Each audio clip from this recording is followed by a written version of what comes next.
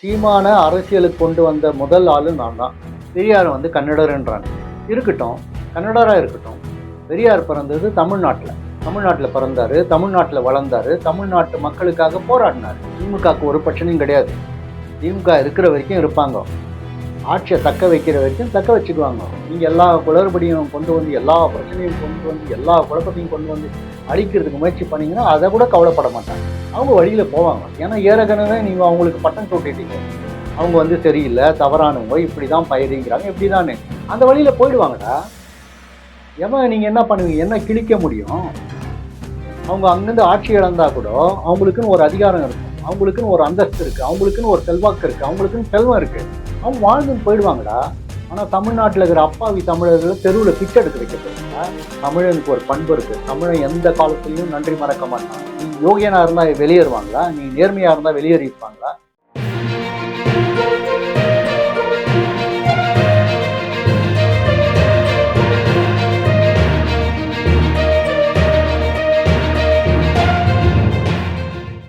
அனைவருக்கும் வணக்கம். இன்னைக்கு தமிழ்நாட்டில் பார்த்தீங்கன்னா மிகப்பெரிய ஒரு பரபரப்பான செய்தி போயிட்டு இருக்கு. உங்க எல்லாருக்கும் தெரியும்.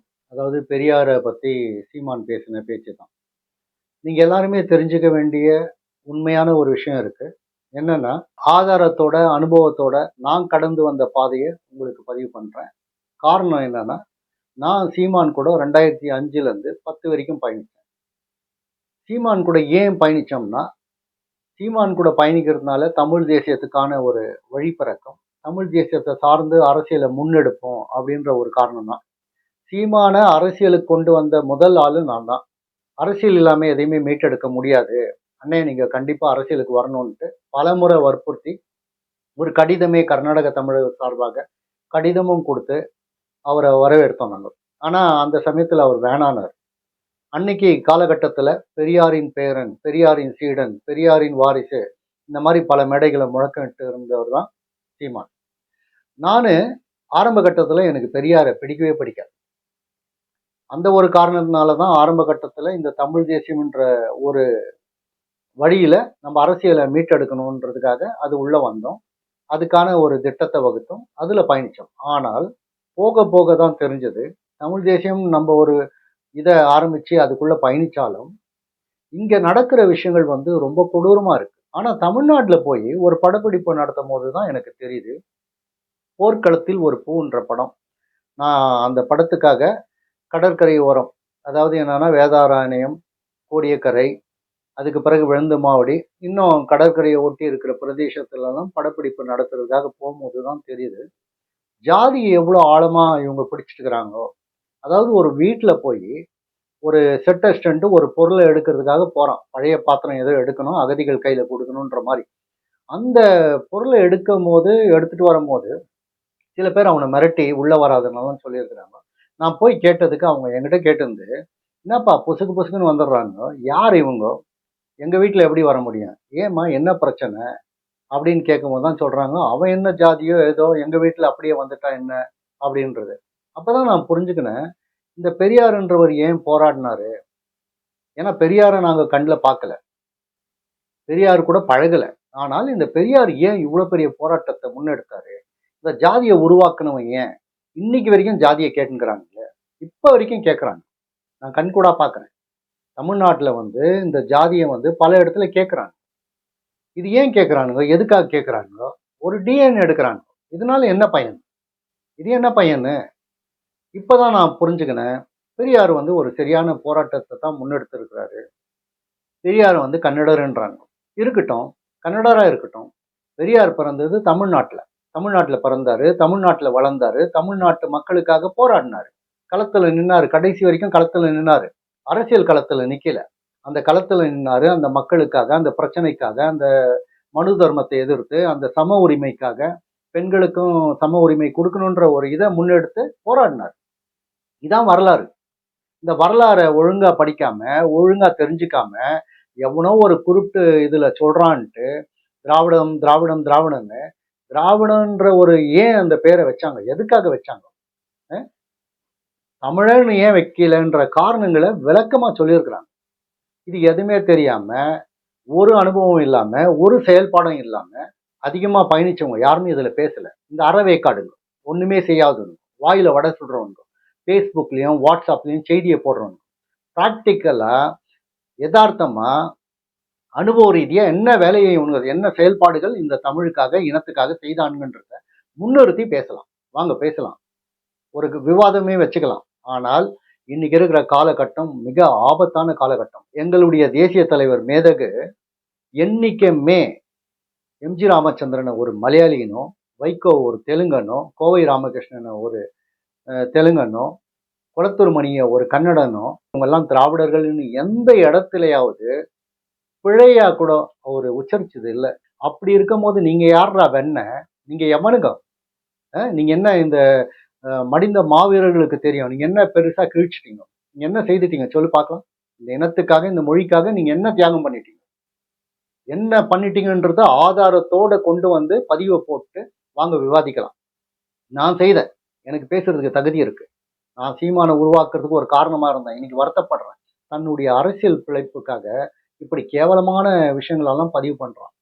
அவனை தலைவரை பார்க்கறதுக்கு வழி அனுப்பிச்சு வச்சிருந்த பெங்களூர்ல இருந்து நான் தான் அவனுக்கு ரூம் போட்டேன், நான் தான் தங்க வச்சேன், நான் தான் ஏர்போர்ட்ல கூப்பிட்டுட்டு போய் அவனுடைய இமிகிரேஷன் ஃபார்மை நான் தான் ஃபில் பண்ணேன் இங்கிலீஷ்ல. அப்பதான் முதல் முறையாக அவன் செபாஸ்டியன் சைமன்னு நான் பார்த்தேன். எனக்கு அது பிரச்சனை கிடையாது, நீ யாராவது இரு, நம்ம இனத்துக்கும் நம்ம மொழிக்கும் குரல் கொடுக்குறியான்னு நாங்க பயணிச்சோம். ஆனா இவன் கொஞ்சம் கொஞ்சமா தன்னுடைய சுயநலத்துக்காக சுயலாபத்துக்காக எத்தனை பேருடைய வாழ்க்கையை அவன் சீரழிச்சுக்கிறான். ஒருத்தரா ரெண்டு பேரை பட்டியல் உங்களுக்கு எல்லாருக்குமே தெரியும். இதை பேசுங்கடா, இதை விவாதிங்கடா, இதை கேள்வியா முன்வைங்கடான்னா, ஐயோ திராவிடம் கதறோம், திராவிடம் இது பண்றான், அறிவு இருக்காடா எவனுக்குன்னா? நான் திராவிடம் கிடையாதுடா, நான் தமிழன். இருந்தாலும் எனக்கு வலிக்குதுடா. ஏன்னா அன்னைக்கு தேசிய தலைவர் சொல்லாத வார்த்தையை நீங்க பயன்படுத்துறீங்க. நடக்க போகுது இன்னும் 10-15 ஆண்டுகள்ல நீங்க தமிழகத்தை சீரழிக்க போறீங்க. அதான் நடக்க போகுது. திமுகவுக்கு ஒரு பிரச்சனையும் கிடையாது. திமுக இருக்கிற வரைக்கும் இருப்பாங்க, ஆட்சியை தக்க வைக்கிற வரைக்கும் தக்க வச்சுக்குவாங்க. நீங்க எல்லா குளறுபடியும் கொண்டு வந்து, எல்லா பிரச்சனையும் கொண்டு வந்து, எல்லா குழப்பத்தையும் கொண்டு வந்து அழிக்கிறதுக்கு முயற்சி பண்ணீங்கன்னா அதை கூட கவலைப்பட மாட்டாங்க. அவங்க வழியில போவாங்க. ஏன்னா ஏற்கனவே நீங்க அவங்களுக்கு பட்டம் சூட்டிட்டீங்க. அவங்க சரியில்லை, தவறானவங்க, இப்படிதான் பயிரிங்கிறாங்க, இப்படிதானே அந்த வழியில போயிடுவாங்கடா. எவன் நீங்க என்ன பண்ணுவீங்க, என்ன கிழிக்க முடியும்? அவங்க அங்கிருந்து ஆட்சி இழந்தா கூட அவங்களுக்குன்னு ஒரு அதிகாரம் இருக்கும், அவங்களுக்குன்னு ஒரு அந்தஸ்து இருக்கு, அவங்களுக்குன்னு ஒரு செல்வாக்கு இருக்கு, அவங்களுக்குன்னு செல்வம் இருக்கு. அவங்க வாழ்ந்துன்னு போயிடுவாங்கடா. ஆனா தமிழ்நாட்டில் இருக்கிற அப்பாவி தமிழர்களை தெருவில் பிச்சை எடுக்க வைக்க போறீங்களா? அவங்கள அடிமை பண்ண போறீங்களா? அவங்கள வட இந்தியர்களுக்கு கொத்தடிமையா பண்ண போறீங்களா? இந்தியன்ற மொழியை கொண்டு ஒன் இண்டியா பண்ண போறீங்களா? என்ன பண்ண போறீங்க? சிந்திங்கடா, கொஞ்சம் அறிவை சிந்திங்க.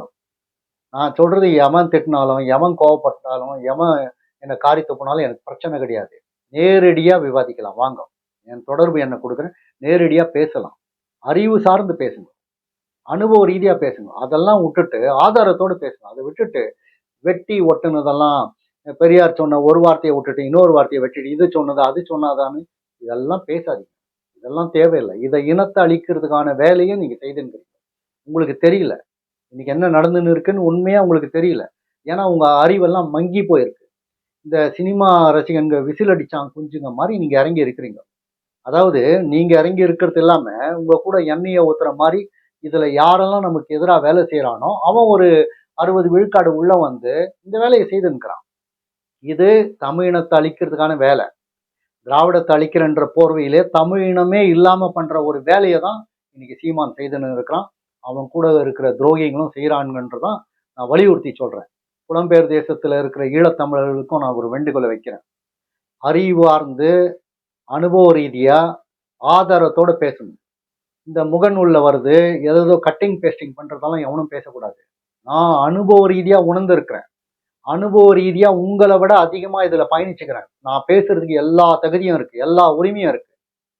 ஏன்னா தேசிய தலைவர் வழியில 81ஆம் ஆண்டுல இருந்து நான் பயணிச்சுக்கிறேன்.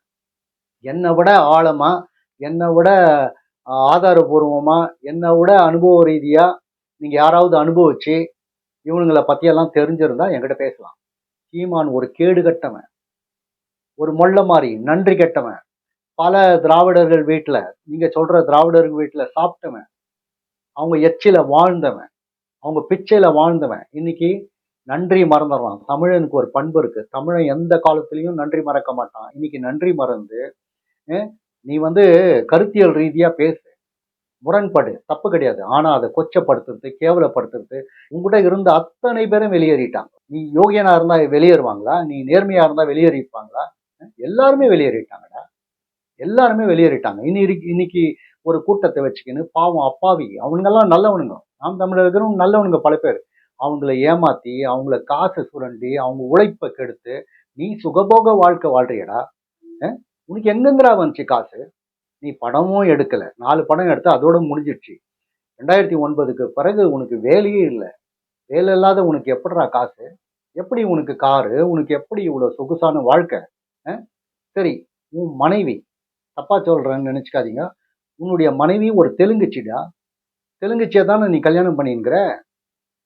தெலுங்கு திராவிடம் அப்படின்னு பேசுறியே. உங்க மாமனாரு காளிமுத்து, அந்த ஆளும் ஒரு திராவிட கட்சியில இருந்த ஆள் தான்டா. கொஞ்சம் வேணா யோசிக்க வேணாம்? கொஞ்சம் வேணா புத்தி வேணா, அறிவு வேணா? உன்னுடைய சுயலாபத்துக்காக, உன்னுடைய சுயநலத்துக்காக இன்னைக்கு வந்து ஒரு மிக பிரச்சனையை கிளப்பி ஒரு ஒரு குழப்பமான ஒரு பதட்டமான நிலைமையை உருவாக்கி வச்சுக்கிறிய நீ. இதுக்கெல்லாம் நீ வந்து அனுபவிக்குவ. நான் சொல்றேன் கேளு. இந்த தமிழினத்தை அழிக்கிறதுக்காக வந்த சாபக்கேடு தான் நீ, கருணா போன்ற ஆட்கள். ஏன்னா நீங்க எல்லாம் வந்து இந்த இனத்தின் சாபக்கேடு. நான் உரிமையோட, நான் வந்து தைரியத்தோட பதிவு பண்றேன். இந்த முகநூல்ல கமெண்ட் போட்டு ஓடுறது, அப்புறமா போட்டோவே இல்லாம ஃபேஸ்புக்ல வச்சுக்கின்னு பேசுறவன்லாம், அவனுங்கெல்லாம் யாருன்னா பின்புலத்துல தமிழினத்துக்கு துரோகம் செய்யறவனுங்க. முகத்துக்கு முகம், நேருக்கு நேரம் வந்து பேசுங்க, விவாதிங்க, ஆதாரத்தோட வாங்க. இப்படி அப்படியெல்லாம் சொல்லாதீங்க. அது இப்படி, அவர் அப்படி சொன்னாரு. பெரியார் செத்து பல வருடங்கள் ஆச்சுடா.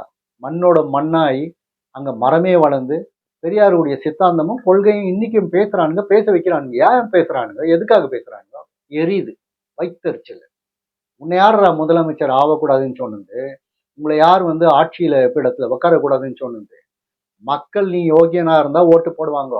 நீ நேர்மையா இருந்தா மக்களே உன்னை தூக்கி அங்க உட்கார வைக்குவாங்க. மக்கள் ஒன்றும் அவ்வளோ முட்டாள் கிடையாது. தமிழ்நாட்டு மக்கள் என்ன அவ்வளோ முட்டாளா? அடி முட்டாளா? ஒரு கவுன்சிலர் சீட்டு கூட கிடையாது.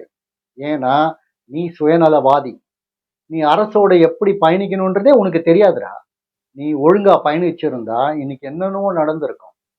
கர்நாடக அரசை பார், ஆந்திர அரசை பார், எப்படி பயணிக்கிறாங்க, எப்படி ஒற்றுமையோடு பயணிக்கிறாங்கோ, எப்படி தன்னுடைய சகாக்களுக்கு, தன்னுடைய மக்களுக்கு நல்லதை அரசாங்கத்துக்கிட்ட பெற்று அவங்கள நல்ல வாழ்க்கைக்கு முன்னேற வைக்கிறாங்கன்றத பாரு.